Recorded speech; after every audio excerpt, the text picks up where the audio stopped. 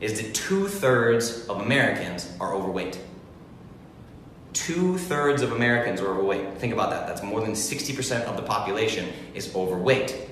So, if you want to be healthy, you have no choice but to go against the grain, we say, right? Like, you have to go against the grain. You have to go against societal norms, because society's normal is not healthy. Normal is not healthy. Healthy is not normal, okay? Being normal will kill you.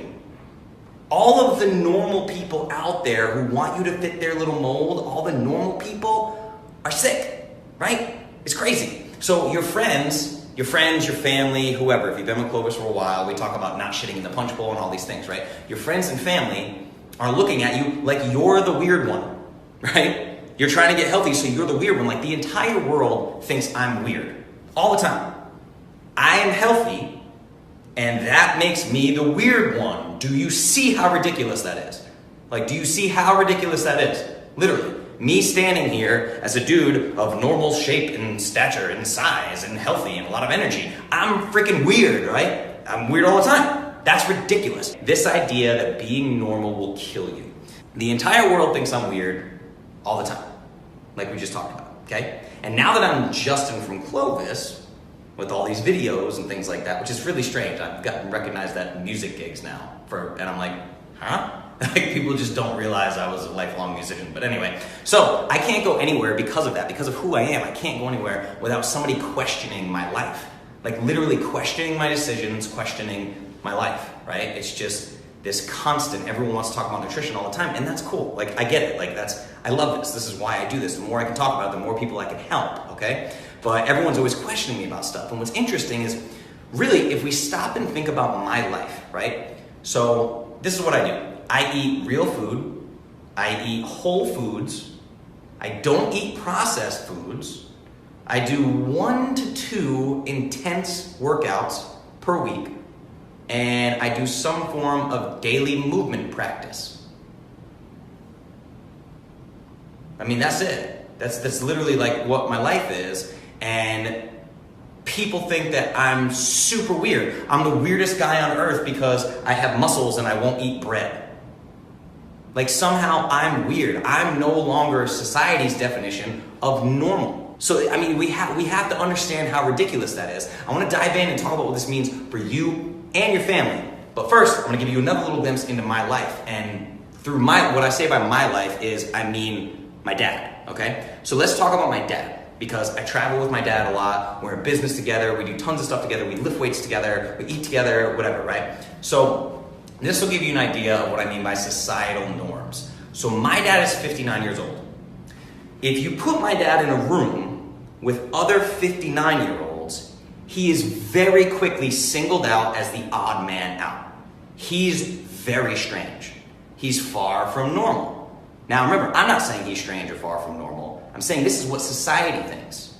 If you put him in a group of people his own age, why? Because we have all accepted that generally 60-year-old men are balding and have a big beer belly, and they complain about getting out of bed in the morning, and they can barely do any of the physical stuff that they used to do. They're over the hill, all these terms like over the hill, right? Then you see my dad standing there. My dad is 10% body fat and deadlifts over 300 pounds. You can see his abs, right? And this is very, very strange. It's very strange for a 59-year-old. I brag about my dad all the time. Why?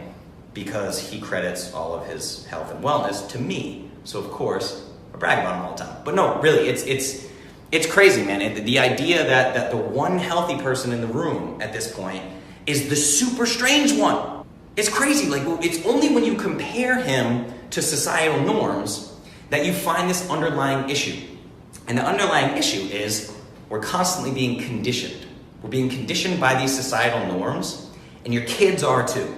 So I always want to spin this to kids, even if you don't have kids. If you're going to have kids in the future or whatever, it's very important that kids understand this because we've been conditioned since we were little kids, all right? So let's talk about the societal norms for men, just for a second. So me and the Clovis team, is me, Josh, and Anna, we're working all day on Clovis stuff, making content, and we start talking about movies, right? And just how our kids are brainwashed in movies. Like Josh was talking to me about the movie Brave and how the dad's projected in that, and some movie How to Train a Dinosaur or something like that, the way the dad is in that. So, and all the dads are big, giant, dumb ogres, right? Like big burly beards, huge bellies. They're animated to be 4 times the size of every other character, right? And they're kind of just, I drink beer and I'm a warrior and I do this, right? And sitcoms are the same. Sitcoms have pissed me off for decades, right? Because every single dad is a dumbass.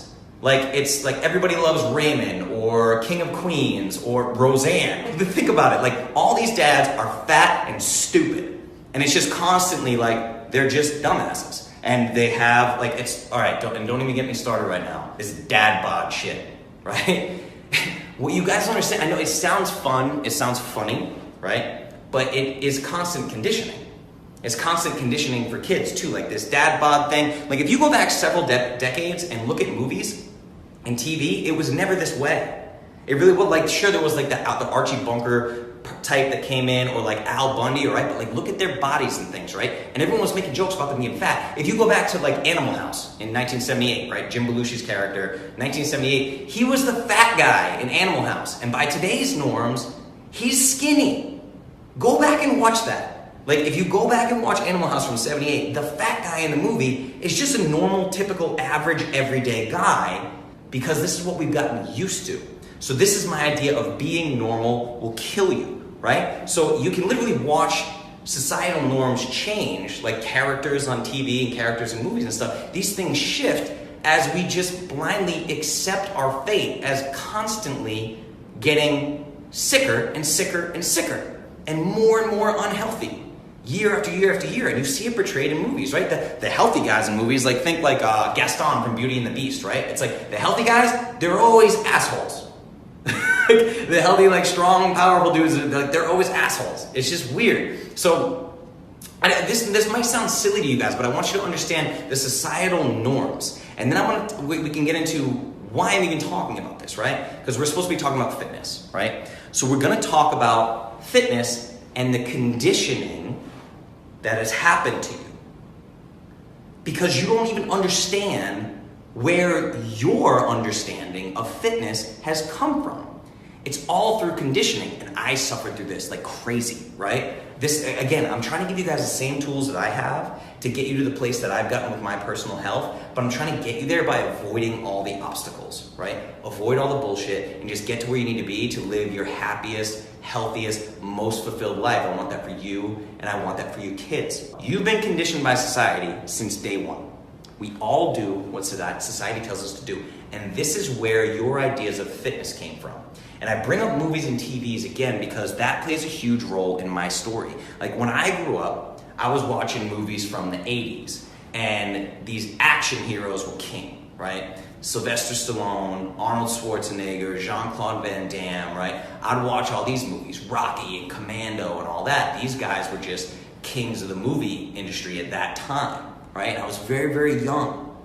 So what ends up happening is, fast forward, I'm 15 years old, and I'm taking caffeine pills and ephedrine pills. And I'm addicted to fitness.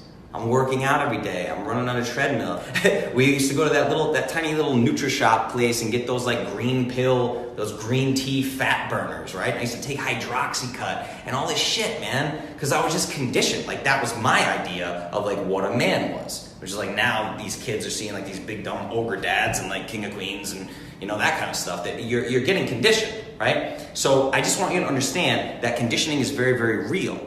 And for me, that conditioning became this idea like when all you have is a hammer, everything looks like a nail, right? So it's just like, for me, just bodybuild. The bigger muscles, the better. The bigger muscles, the more of a man you were, the more you could kick ass, right? Now, years later, I'm 31, and like bodybuilders are the people I'm least afraid of in the world because they're ridiculously unhealthy. At the time, that's what I thought. That's like what I thought manliness was, and it's conditioning. So when all you have is a hammer, everything looks like a nail. Well, our hammers are determined by mainstream media, magazines, fitness influencers, whatever it may be, right? So when everything is a hammer, when all you have is a hammer, everything starts to look like a nail.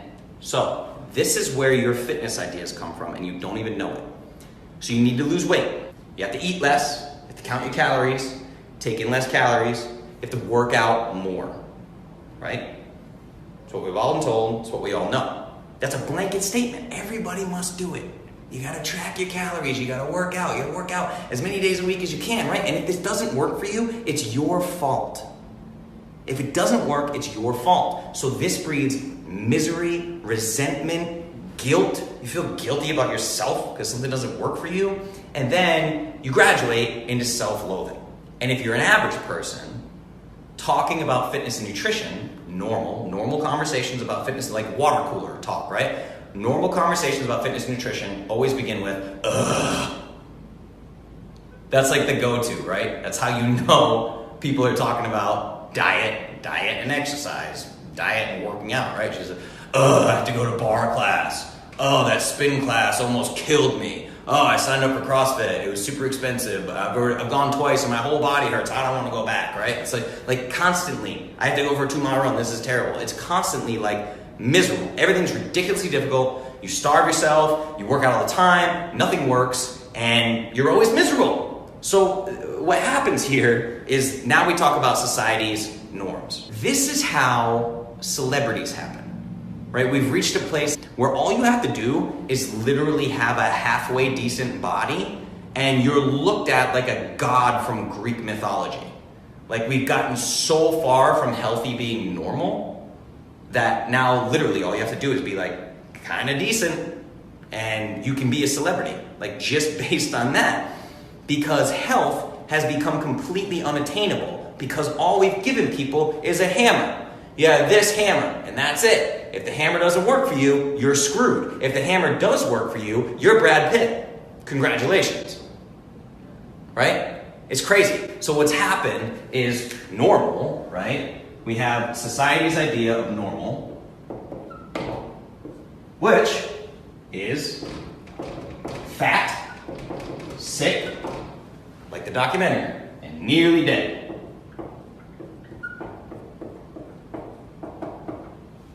Fat, sick, and nearly dead equals normal.